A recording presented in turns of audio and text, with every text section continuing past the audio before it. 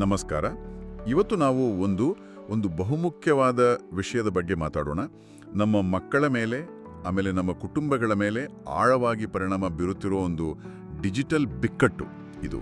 ಹೇಗಂದ್ರೆ ಕಣ್ಣಿಗೆ ಕಾಣಿಸದೆ ಸದ್ದಿಲ್ಲದೆ ಹರಡ್ತಿದೆ. ಹೌದು, ಇದು ಈಗ ಇನ್ನ ಒಂದು ದೊಡ್ಡ ಸವಾಲು. ಎಷ್ಟೋ ಜನ ಪೋಷಕರು, ಶಿಕ್ಷಕರು ಎಲ್ಲರೂ ಇದನ್ನ ಫೇಸ್ ಮಾಡ್ತಿದ್ದಾರೆ. ಏನೋ ಸರಿಯಿಲ್ಲ ಅಂತ ಒಳಗೊಳಗೆ ಗೊತ್ತಿರುತ್ತೆ, ಅಂದ್ರೆ ಏನ್ ಮಾಡಬೇಕು, ಎಲ್ಲಿಂದ ಶುರು ಮಾಡಬೇಕು ಅನ್ನೋ ಗೊಂದಲ. ಖಂಡಿತ. ಅದಕ್ಕೆ ಇವತ್ತಿನ ನಮ್ಮ ಈ ಚರ್ಚೆಯ ಉದ್ದೇಶವೇ ಅದು. ಆ ಗೊಂದಲವನ್ನೆಲ್ಲ ಸ್ವಲ್ಪ ಬದಿಗಿಟ್ಟು ಸ್ಪಷ್ಟವಾದ ಮಾಹಿತಿ, ಆಮೇಲೆ ನೈಜ ಸಂಗತಿಗಳು, ಮತ್ತೆ ಮುಖ್ಯವಾಗಿ ತಕ್ಷಣಕ್ಕೆ ಏನ್ ಮಾಡಬಹುದು, ಯಾವ ಹೆಜ್ಜೆಗಳನ್ನ ಇಡಬಹುದು ಅಂತ ಮಾತಾಡೋಣ. ಸರಿ, ಯಾಕೆಂದ್ರೆ ಈಗ ಮಾಹಿತಿ ಅಂದ್ರೆ ತುಂಬಾನೇ ಇದೆ. ಅದರಲ್ಲಿ ಯಾವುದು ಸರಿ, ಯಾವುದು ತಪ್ಪು ಅಂತ ತಿಳಿಯೋದೇ ಕಷ್ಟ. ನಿಜ. ನಮ್ಮ ಹತ್ರ ಇರೋ ಮೂಲಗಳು ಕೂಡ ಇದನ್ನ ಸುಮ್ಮನೆ ಒಂದು ಸಣ್ಣ ಸಮಸ್ಯೆ ಅಂತ ತಳ್ಳಿ ಹಾಕ್ತಿಲ್ಲ. ಇದೊಂದು ತುರ್ತು ಪರಿಸ್ಥಿತಿ, ನಾವು ಗಂಭೀರವಾಗಿ ತಗೊಂಡು ಏನಾದರೂ ಮಾಡಲೇಬೇಕು ಅಂತ ಒತ್ತಿ ಹೇಳ್ತಿವೆ. ನೈಜ ಘಟನೆಗಳು, ಡೇಟಾ ಎಲ್ಲವನ್ನೂ ಇಟ್ಕೊಂಡು ಮಾತಾಡೋಣಲ್ವಾ? ಖಂಡಿತ. ಹಾಗಿದ್ರೆ ಈ ಪರಿಸ್ಥಿತಿ ಎಷ್ಟು ಸೂಕ್ಷ್ಮವಾಗಿದೆ, ಎಷ್ಟು ಬೇಗ ಕೈಮೀರಿ ಹೋಗ್ಬೋದು ಅನ್ನೋದಕ್ಕೂ ಒಂದು ಘಟನೆಯಿಂದ ಶುರು ಮಾಡೋಣವೇ? ಹೇಳಿ, ಯಾವ ಘಟನೆ ಅದು? ಒಂದ್ಸಲ ಒಂದು ದೇಶದಲ್ಲಿ ಅಲ್ಲಿನ ಸರ್ಕಾರ ಇದ್ದಕ್ಕಿದ್ದಂತೆ ಕೆಲವು ಮುಖ್ಯವಾದ ಸೋಷಿಯಲ್ ಮೀಡಿಯಾ ಪ್ಲಾಟ್ಫಾರ್ಮ್ಗಳನ್ನ ಬ್ಯಾನ್ ಮಾಡಲು ನಿರ್ಧಾರ ಮಾಡುತ್ತೆ. ಮುಂದೇನಾಯ್ತು ಅಂತ ಊಹಿಸೋಕ್ಕಾಗತ್ತಾ? ಅಯ್ಯೋ, ದೊಡ್ಡ ಮಟ್ಟದ ವಿರೋಧ, ಪ್ರತಿಭಟನೆ ಅದೆಲ್ಲ ಆಗಿರ್ಲೇಬೇಕು ಅಲ್ವಾ? ವಿರೋಧ ಅಷ್ಟೇ ಅಲ್ಲ, ಅಕ್ಷರಶಃ ಸಾವಿರಾರು ಯುವಕರು ಬೀದಿಗಿಳಿದು ಪ್ರತಿಭಟನೆ ಶುರು ಮಾಡಿದ್ರು. ಕೆಲವೇ ಗಂಟೆಗಳಲ್ಲಿ ನೋಡ್ತಿದ್ದಂತೆ ಪರಿಸ್ಥಿತಿ ಹಿಂಸೆಗೆ ತಿರುಗಿತು. ಅಬ್ಬಾ! ವರದಿಗಳ ಪ್ರಕಾರ 19 ಜನ ಪ್ರಾಣ ಕಳ್ಕೊಂಡ್ರು, 400ಕ್ಕೂ ಹೆಚ್ಚು ಜನರಿಗೆ ಗಾಯಗಳಾದವು. ಇನ್ನು ರಾಜಕೀಯ ಒತ್ತಡ ಎಷ್ಟಿತ್ತಂದ್ರೆ ಆ ದೇಶದ ಪ್ರಧಾನಮಂತ್ರಿನೇ ರಾಜೀನಾಮೆ ಕೊಡಬೇಕಾಯ್ತು. ದೇವ್ರೇ, ಇದು ನಿಜಕ್ಕೂ ಭಯಾನಕ ಸುದ್ದಿ. ಕೇವಲ ಕೆಲವು ಆಪ್ಗಳನ್ನ ಬ್ಯಾನ್ ಮಾಡಿದ್ದಕ್ಕೆ ಇಷ್ಟೊಂದು ದೊಡ್ಡ ಪ್ರತಿಕ್ರಿಯೆ. ಇದು ಬರೀ ಟೈಮ್ ಪಾಸ್ ಕಳ್ಕೊಂಡ ಕೋಪ ಅಲ್ಲ ಅನ್ಸುತ್ತೆ ಅಲ್ವಾ? ಖಂಡಿತ. ಆ ಮೂಲಗಳು ಹೇಳೋದೇನು ಅಂದ್ರೆ ಇದು ಆ ಯುವಜನರ ಆಳವಾದ ಅವಲಂಬನೆಯನ್ನು ತೋರಿಸುತ್ತೆ. ಅಂದ್ರೆ ಸೋಷಿಯಲ್ ಮೀಡಿಯಾ ಅವ್ರಿಗೆ ಕೇವಲ ಮನರಂಜನೆ ಆಗಿರ್ಲಿಲ್ಲ, ಅದು ಅವರ ಗುರುತು, ಅವರ ಫ್ರೆಂಡ್ಶಿಪ್ಸ್, ಕೆಲವರಿಗಂತೂ ಅದು ಜೀವನದೊಂದು ಭಾಗವೇ ಆಗ್ಬಿಟ್ಟಿತ್ತು. ಆ ಬ್ಯಾನ್ ಆದಾಗ ತಮ್ಮ ಅಸ್ತಿತ್ವಕ್ಕೆ ಧಕ್ಕೆ ಬಂತು ಅನ್ನೋ ತರ ಫೀಲ್ ಮಾಡಿದ್ರು. ಇದು ನಿಜಕ್ಕೂ ಆಲೋಚನೆ ಮಾಡಬೇಕಾದ ವಿಷಯ. ಆಕ್ಚುಲಿ ನಮ್ಮ ಕಾಲದಲ್ಲಿ ಟಿವಿ, ರೇಡಿಯೋ ಎಲ್ಲ ಇತ್ತು, ಆದ್ರೆ ಅವುಗಳ ಜೊತೆ ಈ ರೀತಿಯ ಒಂದು ಭಾವನಾತ್ಮಕ ಸಂಬಂಧ, ಒಂದು ಗುರುತಿನ ಸಂಬಂಧ ಇರ್ಲಿಲ್ಲ ಅನಿಸುತ್ತೆ. ಹೌದು. ಈ ಡಿಜಿಟಲ್ ಯುಗದ ಅವಲಂಬನೆ ಅನ್ನೋದೇ ಬೇರೆ ಮಟ್ಟದಲ್ಲಿದೆ. ಹೌದು, ಸಂಪೂರ್ಣವಾಗಿ ಬೇರೆ. ಇಂತಹ ಒಂದು ದೊಡ್ಡ ಸಾಮಾಜಿಕ ಘಟನೆಯನ್ನ ನೋಡಿದಾಗ ನಾವು ಸ್ವಲ್ಪ ನಮ್ಮ ಮನೆಗಳ ಕಡೆಗೂ ನೋಡ್ಬೇಕಲ್ವಾ? ಇದೇ ರೀತಿಯ ಆದ್ರೆ ಸಣ್ಣ ಪ್ರಮಾಣದ ಪ್ರತಿಕ್ರಿಯೆಗಳು ನಮ್ಮ ಮಕ್ಕಳಲ್ಲಿ ಕಾಣಿಸ್ತಿದ್ಯಾ? ಖಂಡಿತ. ಉದಾಹರಣೆಗೆ, ಮನೆಯಲ್ಲಿ ವೈಫೈ ಇದ್ದಕ್ಕಿದ್ದಂತೆ ಆಫ್ ಆದ್ರೆ, ಅಥವಾ ಫೋನ್ ಸ್ವಲ್ಪ ಹೊತ್ತು ಸಿಗದೆ ಇದ್ರೆ ಆತಂಕ, ಕೋಪಕ್ಕೆಲ್ಲ ಕಾರಣವಾಗ್ಬಿಡುತ್ತೆ. ನಿಜ. ಅಂದ್ರೆ ಆ ದೊಡ್ಡ ಘಟನೆಗೂ ಈ ಸಣ್ಣ ಸಣ್ಣ ಸನ್ನಿವೇಶಗಳಿಗೂ ಒಂದು ಮೂಲಭೂತ ಸಂಬಂಧ ಇದೆ ಅನ್ಸುತ್ತೆ. ಈ ಪ್ಲಾಟ್ಫಾರ್ಮ್ಗಳ ಮೇಲಿನ ಭಾವನಾತ್ಮಕ ಅವಲಂಬನೆ ಎಷ್ಟು ಗಟ್ಟಿಯಾಗಿದೆ ಅನ್ನೋದು. ಹೌದು, ಆ ಅವಲಂಬನೆಯ ಆಳ ಎಷ್ಟಿದೆ ಅಂತ ತೋರಿಸುತ್ತೆ. ಇದು ಬರೀ ಭಾವನಾತ್ಮಕ ಅವಲಂಬನೆ ಅಥವಾ ಈ ತರದ ಪ್ರತಿಭಟನೆಗಳ ವಿಷಯ ಅಷ್ಟೇ ಆಗಿದ್ರೆ ಸರಿ, ಅದು ಗಂಭೀರನೇ, ಆದ್ರೆ ಪರವಾಗಿಲ್ಲ ಅನ್ಬೋದಿತ್ತೇನೋ. ಆದ್ರೆ ಈ ಡಿಜಿಟಲ್ ಪ್ರಪಂಚದಲ್ಲಿ ನಿಜವಾದ ದೈಹಿಕ ಅಪಾಯಗಳೂ ಇವೆ. ಈ ಆನ್ಲೈನ್ ಚಾಲೆಂಜ್ಗಳ ಬಗ್ಗೆ ಮಾತಾಡಲೇಬೇಕು. ಖಂಡಿತ. ಇದನ್ನ ನಾವು ನೆಗ್ಲೆಕ್ಟ್ ಮಾಡೋ ಹಾಗೆ ಇಲ್ಲ. ಇವು ಕೇವಲ ಕಟ್ಟುಕಥೆಗಳಲ್ಲ, ದಾಖಲಾದ ದುರಂತಗಳು. ಬ್ಲ್ಯಾಕ್ಔಟ್ ಚಾಲೆಂಜ್ ಅಂತ ಒಂದಿತ್ತಲ್ಲ? ಹೌದು, ಕೇಳಿದ್ದೀನಿ. ಅಂದ್ರೆ ಉಸಿರು ಬಿಗಿ ಹಿಡಿದು ಪ್ರಜ್ಞೆ ತಪ್ಪುವವರೆಗೂ ಇರೋದು. ಅದರಿಂದಾಗಿ ಕನಿಷ್ಠ 20 ಮಕ್ಕಳು ಸಾವನ್ನಪ್ಪಿದ್ದಾರೆ ಅಂತ ವರದಿಗಳಿವೆ. ಕೆಲವರು 10 ವರ್ಷದ ಒಳಗಿನವರು. 20 ಮಕ್ಕಳು? ಅಯ್ಯೋ ದೇವ್ರೆ, ಎಂತ ದುರಂತ. ಇನ್ನೊಂದು ಜಾಗತಿಕವಾಗಿ ವೈರಲ್ ಆಗಿದ್ದ ಚಾಲೆಂಜ್ನಿಂದಾಗಿ 8 ಜನ ಪ್ರಾಣ ಕಳೆದುಕೊಂಡ್ರು ಅಂತಾನೂ ಕೇಳಿದ್ದೆ. ಇವೆಲ್ಲವೂ ಆನ್ಲೈನ್ನಲ್ಲಿ ಕಾಣುವಷ್ಟು ಸಿಂಪಲ್ ಅಲ್ಲ, ಅದರ ಹಿಂದೆ ಮಾರಣಾಂತಿಕ ಅಪಾಯಗಳು ಅಡಗಿವೆ ಅನ್ನೋದಕ್ಕೆ ಇವು ನಿಜವಾದ ಉದಾಹರಣೆಗಳು ಅಲ್ವಾ? ಹೌದು. ಮತ್ತೆ ಇದು ಕೇವಲ ದೈಹಿಕ ಸಾಹಸಗಳಿಗೆ ಸೀಮಿತವಾಗಿಲ್ಲ. ಮಾನಸಿಕವಾಗಿ ಕುಗ್ಗಿಸುವಂತಹ ತುಂಬಾನೇ ಡೇಂಜರಸ್ ಆಟಗಳೂ ಇವೆ. ಹೌದು. ಆ 50 ಡೇ ಆಟದ ಬಗ್ಗೆ ನೀವು ಹೇಳ್ತಿದ್ರಿ ಅನ್ಸುತ್ತೆ. ಅದು ತುಂಬಾ ಕುತಂತ್ರದಿಂದ ಕೂಡಿದ್ದು. ಹೌದು. ಹದಿಹರಿಯದವರನ್ನೇ ಟಾರ್ಗೆಟ್ ಮಾಡಿ ಅವರಿಗೆ ದಿನಕ್ಕೊಂದು ಟಾಸ್ಕ್ ಕೊಟ್ಟು ಕೊನೆಗೆ ಆತ್ಮಹತ್ಯೆಗೆ ಪ್ರೋತ್ಸಾಹ ನೀಡುವಂತಹ ಆಟ. ಇದು ರಷ್ಯಾ, ಭಾರತ, ಬ್ರೆಜಿಲ್ನಂತಹ ದೇಶಗಳಲ್ಲಿ ನೂರಾರು ಆತ್ಮಹತ್ಯೆಗಳಿಗೆ ಕಾರಣವಾಗಿದೆ ಅಂತ ವರದಿಗಳಿವೆ. ಅಮೆರಿಕಾದಲ್ಲೂ ಇದರ ಪ್ರಭಾವ ಇತ್ತು ಅಲ್ಲ? ಅಲ್ಲಿನ ಒಂದು ಕೇಸ್ ನೆನಪಿದೆ ನನಗೆ. ಹೌದು, ಅಮೆರಿಕಾದಲ್ಲಿ 20 ವರ್ಷದ ಭಾರತೀಯ ವಿದ್ಯಾರ್ಥಿಯೊಬ್ಬರು ಈ ಆಟದ ಕೊನೆಯ ಹಂತಗಳನ್ನು ಪೂರೈಸಲು ಹೋಗಿ ಸಾವನ್ನಪ್ಪಿದ ಘಟನೆ ದಾಖಲಾಗಿದೆ. ಅಯ್ಯಯ್ಯೋ, ಈ ಉದಾಹರಣೆಗಳನ್ನ ಯಾಕೆ ನಾವು ಮತ್ತೆ ಮತ್ತೆ ಹೇಳ್ತಿದೀವಿ ಅಂದ್ರೆ, ಇದು ಮಕ್ಕಳು ಸುಮ್ಮನೆ ಆಟ ಆಡ್ತಾರೆ ಬಿಡಿ ಅಂತ ಸುಮ್ಮನೆ ಇರೋ ವಿಷಯ ಅಲ್ಲ. ಇದು ನೈಜವಾದ, ಜಾಗತಿಕವಾದ ಬಿಕ್ಕಟ್ಟು. ಆನ್ಲೈನ್ ಪ್ರಪಂಚ ಕೇವಲ ಗಮನವನ್ನು ಬೇರೆಡೆ ಸೆಳೆಯೋದಷ್ಟೇ ಅಲ್ಲ, ಅದು ನಿಜವಾಗಿಯೂ ಜೀವಕ್ಕೆ ಅಪಾಯ ತರಬಲ್ಲದು. ಈ ಅರಿವು ನಮಗೆ ತುರ್ತಾಗಿ ಬೇಕಾಗಿದೆ. ಹೌದು, ಈ ನೈಜ ಘಟನೆಗಳು ನಿಜಕ್ಕೂ ಮನಸ್ಸಿಗೆ ನಾಟುತ್ತವೆ. ಇದರ ಜೊತೆಗೆ ಅಂಕಿಅಂಶಗಳು ಏನು ಹೇಳ್ತವೆ, ಡೇಟಾ ಕೂಡ ಇದೇ ರೀತಿಯ ಗಂಭೀರ ಚಿತ್ರಣವನ್ನು ಕೊಡ್ತಿದೆಯಾ? ಖಂಡಿತವಾಗಿಯೂ. ಸಮಸ್ಯಾತ್ಮಕ ಡಿಜಿಟಲ್ ಬಳಕೆ ಅಂದ್ರೆ ಅತಿಯಾದ, ಕಂಟ್ರೋಲ್ ತಪ್ಪಿದ ಬಳಕೆ ಇದೆಯಲ್ಲ, ಅದು ವೇಗವಾಗಿ ಹೆಚ್ಚುತ್ತಿದೆ. ಒಂದು ಉದಾಹರಣೆ ಕೊಡೋದಾದ್ರೆ, ಸೋಷಿಯಲ್ ಮೀಡಿಯಾದ ಸಮಸ್ಯಾತ್ಮಕ ಬಳಕೆ 2018ರಲ್ಲಿ ಸುಮಾರು 7% ಯುವಜನರಲ್ಲಿ ಕಂಡುಬಂದ್ರೆ 2022ರ ಹೊತ್ತಿಗೆ ಅದು 11%ಕ್ಕೆ ಏರಿದೆ. ಕೇವಲ 4 ವರ್ಷಗಳಲ್ಲಿ ಇಷ್ಟು ದೊಡ್ಡ ಏರಿಕೆ ಅಂದ್ರೆ ಸಮಸ್ಯೆ ಕಡಿಮೆ ಆಗ್ತಿಲ್ಲ, ಜಾಸ್ತಿಯೇ ಆಗ್ತಿದೆ. ಹೌದು, ವೇಗವಾಗಿ ಜಾಸ್ತಿ ಆಗ್ತಿದೆ. ಮತ್ತು ಇನ್ನೊಂದು ಮುಖ್ಯವಾದ ಅಂಶ ಅಂದ್ರೆ, 3/1 ಹೆಚ್ಚು ಯುವಕರು ತಾವು ಬಹುತೇಕ ಸದಾ ಆನ್ಲೈನ್ನಲ್ಲಿ ಸ್ನೇಹಿತರೊಂದಿಗೆ ಕನೆಕ್ಟ್ ಆಗಿರ್ತೇವೆ ಅಂತ ಹೇಳ್ತಾರೆ. ಬಹುತೇಕ ಸದಾ? ಹೌದು. ಇನ್ನು ಗೇಮಿಂಗ್ ಕಡೆ ಬಂದ್ರೆ, ಸುಮಾರು 12% ಯುವಜನರಲ್ಲಿ ಗೇಮಿಂಗ್ ಅಭ್ಯಾಸವು ಸಮಸ್ಯಾತ್ಮಕ ಮಟ್ಟದಲ್ಲಿದೆ ಅಂತ ವರದಿಗಳು ಹೇಳುತ್ತಿವೆ. ವಾವ್! ಈ ಪ್ಲಾಟ್ಫಾರ್ಮ್ಗಳು ನಮ್ಮ ಗಮನವನ್ನು ಸೆಳೆಯಲೆಂದೇ ವಿನ್ಯಾಸಗೊಂಡಿವೆ ಅನ್ನೋದು ನಮ್ಗೆಲ್ಲ ಗೊತ್ತಿದೆ. ಆದ್ರೆ ಈ ನಿರಂತರವಾದ ಡಿಜಿಟಲ್ ಎಳೆತ ಮಕ್ಕಳ ಮೆದುಳಿನ ಮೇಲೆ ದಿನನಿತ್ಯ ಯಾವ ರೀತಿ ಪರಿಣಾಮ ಬೀರುತ್ತೆ, ಅದು ಅವರ ಬೆಳವಣಿಗೆಯ ಮೇಲೆ, ಅವರ ಡೆವಲಪ್ಮೆಂಟ್ ಮೇಲೆ ಹೇಗೆ ಪ್ರಭಾವ ಬೀರುತ್ತೆ? ಇದು ಬಹಳ ಮುಖ್ಯವಾದ ಪ್ರಶ್ನೆ. ಸಂಶೋಧನೆಗಳು ಏನ್ ಹೇಳ್ತಾವೆ ಅಂದ್ರೆ, ಪ್ರಮುಖವಾಗಿ 4 ನಕಾರಾತ್ಮಕ ಪರಿಣಾಮಗಳನ್ನು ಗುರುತಿಸಿವೆ. ಮೊದಲನೇದು ಗಮನದ ಛಿದ್ರತೆ, ಅಂದ್ರೆ ಫ್ರಾಗ್ಮೆಂಟೆಡ್ ಅಟೆನ್ಷನ್. ಅಂದ್ರೆ ಏಕಾಗ್ರತೆಯ ಕೊರತೆ, ಒಂದೇ ವಿಷಯದ ಮೇಲೆ ಹೆಚ್ಚು ಹೊತ್ತು ಗಮನ ಕೊಡಲು ಆಗದೆ ಇರೋದು, ಕಾನ್ಸಂಟ್ರೇಟ್ ಮಾಡೋಕೆ ಕಷ್ಟ ಆಗೋದು. ನಿಖರವಾಗಿ ಒಂದು ಆಪ್ನಿಂದ ಇನ್ನೊಂದು ಆಪ್ಗೆ, ಒಂದು ನೋಟಿಫಿಕೇಶನ್ನಿಂದ ಇನ್ನೊಂದಕ್ಕೆ ಹೀಗೆ ಜಿಗಿಯುತ್ತಾ ಇರೋದು. ಇದು ಗಮನದ ಶೇಷ ಅಂತ ಕರೆಯಲ್ಪಡುವ ಸ್ಥಿತಿಯನ್ನ ಸೃಷ್ಟಿಸುತ್ತೆ. ಅಂದ್ರೆ ಅಟೆನ್ಷನ್ ರೆಸಿಡ್ಯೂ ಇದುಕೊಂಡು ಹೊಸ ಕೆಲಸದ ಮೇಲೆ ಪೂರ್ಣ ಗಮನ ಕೊಡಲು ಅಡ್ಡಿಯಾಗತ್ತೆ. ಇದರಿಂದ ಆಳವಾದ ಚಿಂತನೆ, ದೀರ್ಘಕಾಲದ ಏಕಾಗ್ರತೆ ಕಡಿಮೆಯಾಗಿ ಕೇವಲ ಮೇಲ್ನೋಟದ ಚಂಚಲವಾದ ತೊಡಗುಕೊಳ್ಳುವಿಕೆ ಹೆಚ್ಚಾಗುತ್ತೆ. ಹಾಗಾದ್ರೆ ಈಗ ನಮಗೂ ಒಂದು ಪುಸ್ತಕ ಓದೋ ಕೂತ್ರೆ ಅಥವಾ ಹೋಮ್ವರ್ಕ್ ಮಾಡೋ ಕೂತ್ರೆ 2 ನಿಮಿಷಕ್ಕೊಮ್ಮೆ ಫೋನ್ ಚೆಕ್ ಮಾಡಿದ್ರೆ ಅದು ಕೇವಲ ಅವರ ಚೇಷ್ಟೆ ಅಥವಾ ತುಂಟಾಟ ಅಲ್ಲ, ಅವರ ಮೆದುಳಿನ ಕಾರ್ಯವೈಖರಿಯಲ್ಲಿ ಏನೋ ಬದಲಾವಣೆ ಆಗ್ತಿರ್ಬೋದು ಅಂತ ಅರ್ಥ ಮಾಡ್ಕೋಬೇಕಾ? ಹೌದು, ಖಂಡಿತ ಆ ಸಾಧ್ಯತೆ ಇದೆ. ಆ ನಿರಂತರವಾದ ಪ್ರಚೋದನೆಗೆ, ಆ ಡೋಪಮಿನ್ ಹಿಟ್ಗಳಿಗೆ ಮೆದುಳು ಒಗ್ಗಿ ಹೋಗಿ ದೀರ್ಘಕಾಲದ ಆಳವಾದ ಏಕಾಗ್ರತೆ ಅನ್ನೋದು ಅವರಿಗೆ ಕಷ್ಟ ಅಥವಾ ತುಂಬ ಬೇಸರ ತರಿಸುವ ವಿಷಯವಾಗಿ ಬದಲಾಗಿರಬಹುದು. ಇದು ನಿಜಕ್ಕೂ ಚಿಂತಿಸಬೇಕಾದ ವಿಷಯ. ಸರಿ, 2ನೇ ಪರಿಣಾಮ ಏನು? ಎರಡನೆಯದು ಭಾವನಾತ್ಮಕ ಅಸ್ಥಿರತೆ, ಅಂದ್ರೆ ಇಮೋಷನಲ್ ಇನ್ಸ್ಟೆಬಿಲಿಟಿ. ಸಾಮಾನ್ಯವಾಗಿ ನಾವು ಡಿಜಿಟಲ್ ಜಗತ್ತನ್ನು ಒಂದು ರೀತಿಯ ಎಸ್ಕೇಪ್, ಪಲಾಯನವಾದಕ್ಕೆ ಬಳಸ್ತೀವಿ. ಆದ್ರೆ ವಿಚಿತ್ರ ಅಂದ್ರೆ, ಇದು ಆತಂಕ, ಬೇಸರ, ಮನಸ್ಥಿತಿಯ ಏರಿಳಿತಗಳನ್ನು ಕಡಿಮೆ ಮಾಡೋ ಬದಲು ಹೆಚ್ಚಿಸಬಹುದು ಅಂತ ಸಂಶೋಧನೆಗಳು ಹೇಳ್ತವೆ. ಅದು ಹೇಗೆ? ಯಾಕಂದ್ರೆ ಅಲ್ಲಿ ಸಿಗೋ ಲೈಕ್ಗಳು, ಕಾಮೆಂಟ್ಗಳು, ಶೇರ್ಗಳು ಇವುಗಳ ಮೇಲೆ ಮಕ್ಕಳ ಸ್ವಾಭಿಮಾನ, ಸೆಲ್ಫ್ ಎಸ್ಟೀಮ ಅವಲಂಬಿತವಾಗುವ ಅಪಾಯ ಇರುತ್ತೆ. ಇದು ಬಹಳ ದುರ್ಬಲವಾದ ಅಡಿಪಾಯ ಅಲ್ವಾ? ಖಂಡಿತ. ಈ ಆನ್ಲೈನ್ ಮೌಲ್ಯಮಾಪನದ ಮೇಲಿನ ಅವಲಂಬನೆ ಅವರ ನೈಜ ಜೀವನದ ಸಾಮಾಜಿಕ ಕೌಶಲ್ಯಗಳ ಮೇಲೂ ಪರಿಣಾಮ ಬೀರ್ಬೇಕಲ್ವೇ? ಹೌದು, ಖಂಡಿತ. ಇದು ನಮ್ಮನ್ನು 3ನೇ ಮುಖ್ಯ ಅಂಶಕ್ಕೆ ತರುತ್ತೆ. ದುರ್ಬಲಗೊಂಡ ಸಾಮಾಜಿಕ ಕೌಶಲ್ಯಗಳು, ವೀಕೆಂಡ್ ಸೋಷಲ್ ಸ್ಕಿಲ್ಸ್. ಹೆಚ್ಚಿನ ಸಂವಹನ ಸ್ಕ್ರೀನುಗಳ ಮೂಲಕವೇ ನಡೆದಾಗ ಏನಾಗತ್ತೆ? ಮುಖಾಮುಖಿ ಮಾತಾಡೋದು ಕಡಿಮೆ ಆಗುತ್ತೆ. ಹೌದು, ಆ ಮುಖಾಮುಖಿ ಸಂವಹನಕ್ಕೆ ಬೇಕಾದ ಕೌಶಲ್ಯಗಳ ಅಭ್ಯಾಸ ಸಹ ಸಹಜವಾಗಿಯೇ ಕಡಿಮೆ ಆಗತ್ತೆ. ಉದಾಹರಣೆಗೆ, ಬೇರೆಯವರ ಭಾವನೆಗಳನ್ನು ಅರ್ಥ ಮಾಡ್ಕೊಳ್ಳೋದು, ಅವರ ಮುಖಭಾವಗಳನ್ನು ಓದೋದು, ಸಹಾನುಭೂತಿ ತೋರಿಸೋದು, ಜೊತೆಗೂಡಿ ಕೆಲಸ ಮಾಡೋದು. ಕರೆಕ್ಟ್.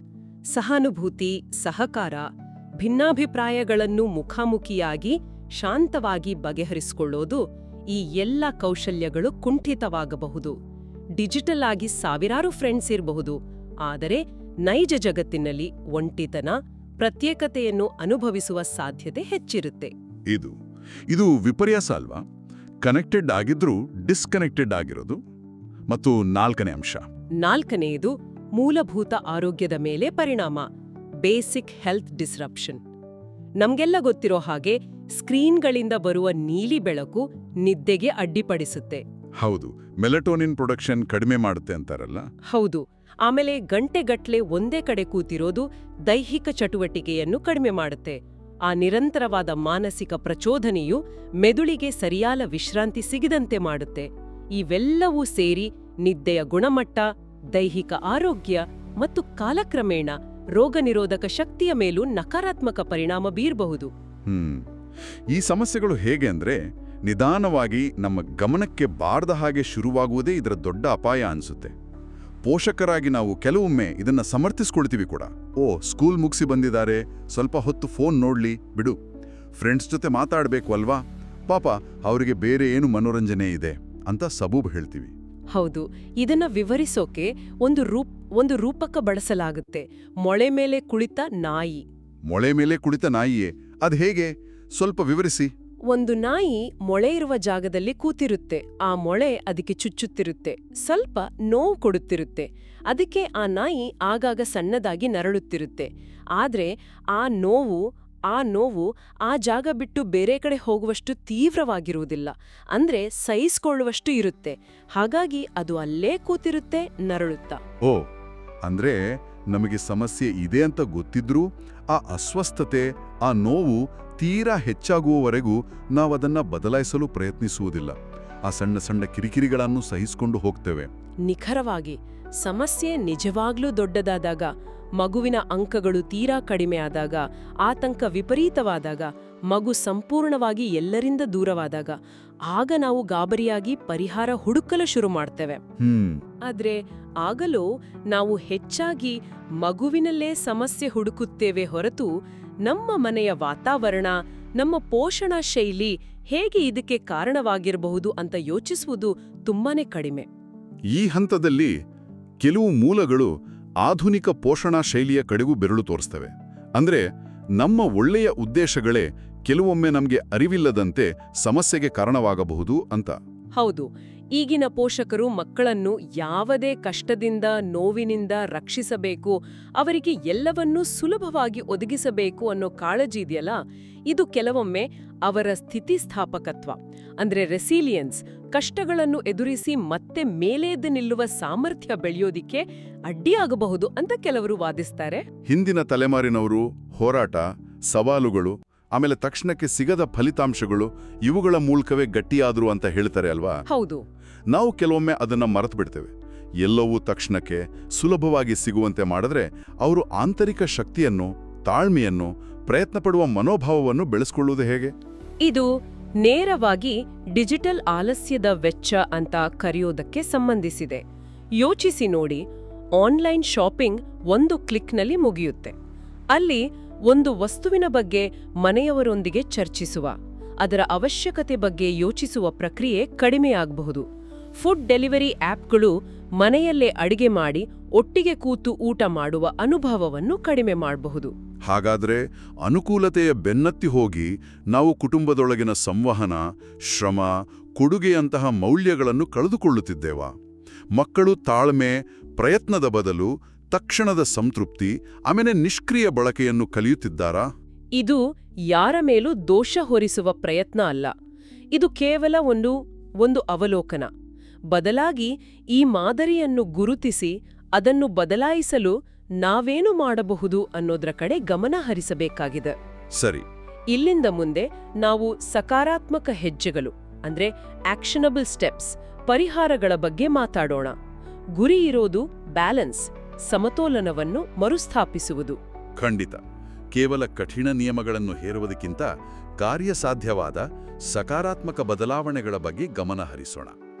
ಮೊದಲನೆಯ ಮತ್ತು ಬಹುಶಃ ಅತಿ ಮುಖ್ಯವಾದ ಹೆಜ್ಜೆ ಕುಟುಂಬದ ಡಿಜಿಟಲ್ ವಾಸ್ತವೀಯತೆಯ ಪರಿಶೀಲನೆ, ಫ್ಯಾಮಿಲಿ ಡಿಜಿಟಲ್ ರಿಯಾಲಿಟಿ ಚೆಕ್. ಹೌದು. ಇದು ಮಕ್ಕಳಿಂದ ಶುರುವಾಗೋದಿಲ್ಲ, ಇದು ವಯಸ್ಕರಿಂದ, ನಮ್ಮಿಂದಲೇ ಶುರುವಾಗಬೇಕು ಅಲ್ವಾ? ಖಂಡಿತವಾಗಿ. ಮೊದಲು ನಮ್ಮದೇ ಆದ ಟೆಕ್ನಾಲಜಿ ಬಳಕೆಯ ಅಭ್ಯಾಸಗಳನ್ನು ನಾವು ಪ್ರಾಮಾಣಿಕವಾಗಿ ನೋಡ್ಕೊಳ್ಬೇಕು. ನಾನು ಇಲ್ಲಿ ಯಾವ ರೀತಿಯ ರೋಲ್ ಮಾಡೆಲ್ ಆಗಿದ್ದೇನೆ? ನನ್ನ ಡಿಜಿಟಲ್ ಆಯ್ಕೆಗಳು ಮಕ್ಕಳ ಮೇಲೆ ಹೇಗೆ ಪರಿಣಾಮ ಬೀರ್ತಿವೆ ಅಂತ ನಮ್ಮನ್ನೇ ನಾವು ಕೇಳ್ಕೊಳ್ಬೇಕು. ಯಾಕಂದ್ರೆ ನಾವು ಸ್ವಯಂ ನಿಯಂತ್ರಣ ಸಾಧಿಸಿದ್ದಿದ್ರೆ ಮಕ್ಕಳಿಗೆ ಅದನ್ನ ಕಲಿಸೋದು ಹೇಗೆ ಸಾಧ್ಯ? ಹೌದು, ಇದು ಸ್ವಲ್ಪ ಕಷ್ಟದ ಕನ್ನಡಿ, ಆದ್ರೆ ನೋಡಲೇಬೇಕಾದ್ದು. ಸರಿ, ಆತ್ಮಾವಲೋಕನ ಮೊದಲ ಹೆಜ್ಜೆ. ಎರಡನೇ ತಂತ್ರ ಯಾವುದು? ಎರಡನೇದು ತಂತ್ರಜ್ಞಾನ ಮುಕ್ತ ಆಧಾರ ಸ್ಥಾಪನೆ, ಅಂದ್ರೆ ಟೆಕ್ ಫ್ರೀ ಆಂಕರ್ ಪಾಯಿಂಟ್ಸ್. ದಿನದ ಕೆಲವು ನಿರ್ದಿಷ್ಟ ಸಮಯಗಳು ಅಥವಾ ಮನೆಯ ಕೆಲವು ನಿರ್ದಿಷ್ಟ ಸ್ಥಳಗಳು ಡಿವೈಸ್ ಫ್ರೀ ಆಗಿರಬೇಕು. ಓಕೆ, ಉದಾಹರಣೆಗೆ ಊಟದ ಸಮಯ, ಡೈನಿಂಗ್ ಟೇಬಲ್. ಖಂಡಿತ. ಮೂಲಗಳು ಬಲವಾಗಿ ಶಿಫಾರಸು ಮಾಡೋದೇನು ಅಂದ್ರೆ ದಿನಕ್ಕೆ ಕನಿಷ್ಠ ಒಂದು ಊಟದ ಸಮಯವನ್ನು ಸಂಪೂರ್ಣವಾಗಿ ಟೆಕ್ ಫ್ರೀ ಮಾಡೋದು. ಎಲ್ಲರೂ ಒಟ್ಟಿಗೆ ಕೂರುವ ರಾತ್ರಿ ಊಟ ಆದ್ರೆ ಇನ್ನೂ ಉತ್ತಮ. ಅಥವಾ ಸಂಜೆ ಒಂದು ನಿರ್ದಿಷ್ಟ ಗಂಟೆಯ ನಂತರ, ಉದಾಹರಣೆಗೆ 8 ಗಂಟೆಯ ನಂತರ ಯಾವುದೇ ಸ್ಕ್ರೀನ್ ಬಳಕೆ ಇಲ್ಲ ಅನ್ನೋ ನಿಯಮ. ಸಾಧ್ಯವಾದ್ರೆ ವಾರಕ್ಕೆ ಕೆಲವು ಗಂಟೆಗಳ ಕಾಲ ಅಥವಾ ಒಂದು ಪೂರ್ತಿ ದಿನ ಟೆಕ್ ಸಬ್ಬತ್ ಆಚರಿಸುವುದು. ಟೆಕ್ ಸಬ್ಬತ್ ಅಂದ್ರೆ? ಟೆಕ್ ಸಬ್ಬತ್ ಅಂದ್ರೆ ವಾರದಲ್ಲಿ ಒಂದು ನಿರ್ದಿಷ್ಟ ಸಮಯ, ಅದು ಕೆಲವು ಗಂಟೆಗಳಿರಬಹುದು ಅಥವಾ ಪೂರ್ತಿ ದಿನಾನೇ ಇರಬಹುದು, ಎಲ್ಲಾ ಡಿಜಿಟಲ್ ಸಾಧನಗಳಿಂದ ಸಂಪೂರ್ಣವಾಗಿ ದೂರ ಇರೋದು. ಇದೊಂದು ರೀತಿ ನಮ್ಮ ಮನಸ್ಸಿಗೆ, ನಮ್ಮ ಸಂಬಂಧಗಳಿಗೆ ರೀಚಾರ್ಜ್ ಮಾಡ್ಕೊಳ್ಳೋಕೆ, ನೈಜ ಜಗತ್ತಿನ ಜೊತೆ ಮತ್ತೆ ಸಂಪರ್ಕ ಸಾಧಿಸಲು ಮೀಸಲಿಡುವ ಸಮಯ. ಸರಿ ಸರಿ. ಆ ಒಂದು ಟೆಕ್ ಫ್ರೀ ಊಟ ಅಷ್ಟು ಮುಖ್ಯ ಯಾಕೆ?